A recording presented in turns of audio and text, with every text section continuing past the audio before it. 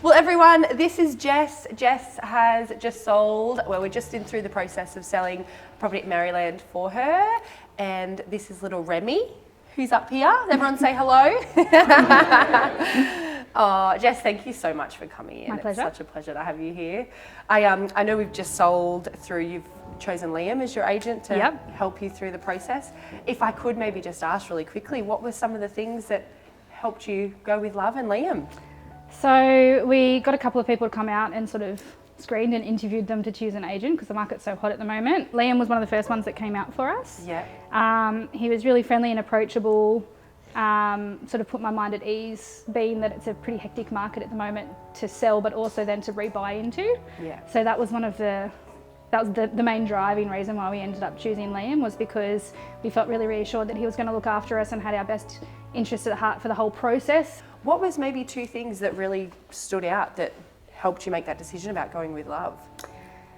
The two things that stood out were the fact that we felt like we weren't going to get pulled along. Like everyone talks about real estate agents, car salesmen and lawyers being in the same sort of group, and I didn't feel that way at all. It felt like I had someone in my corner, was probably the first thing, and that I could trust that to give me the right advice on both aspects of that.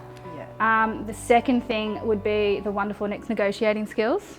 He, well done. being a really hot market and knowing that it might take us a bit longer to find our next property, we needed someone to be able to negotiate with anyone that wanted to buy our house, that we needed some extra time potentially to find the next one with a rent back clause or a prolonged settlement.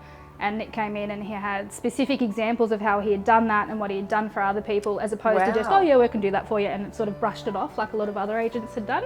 If you were maybe to speak to agents, or you were to come across an agent sort of in the future, if you were to give advice to them about what they could do to make that selling process the best possible, what would you tell those agents to do? We didn't really know what the process was, so being able to, I guess, think of it from a seller's perspective and a buyer's perspective, that they don't know what's happening, they want that reassurance, they want to be kept informed, they want to be supported through the process rather than just treated like a number in selling. Wow, that is great. That is so good. I think all agents should definitely listen to that.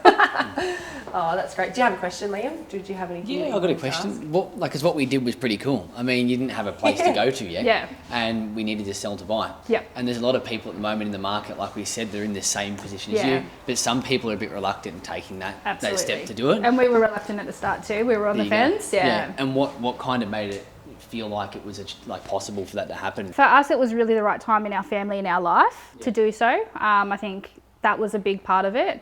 But talk to people and get their opinions, the professional opinions. I think we were really scared because you hear all the horror stories that people have been looking for 12 months to buy a house and they have missed out.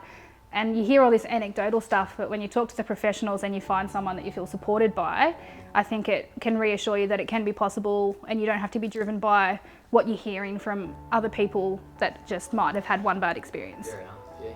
Thank you. Yeah, that's awesome, because there's so many people out there at the moment, and it's the biggest thing with a family. You sort of say, well, if we don't have anywhere to go, what do we do? But hopefully we've made it possible for you. Yeah, we ended up with a really good rent back clause for less money than what we're paying for our mortgage anyway. So if we need to stay in there, we're paying less until we find a new place. And we've got a good solid 4 months to have found the next property, which looks like we've potentially done already. Wow, that is so great. Well, I've just got a little something for you. I'll just grab it. I won't be a second. This is for you guys. This is for you, Remy. A present. Look. Oh. Do they smell pretty? Do they smell pretty? Do you want to smell them?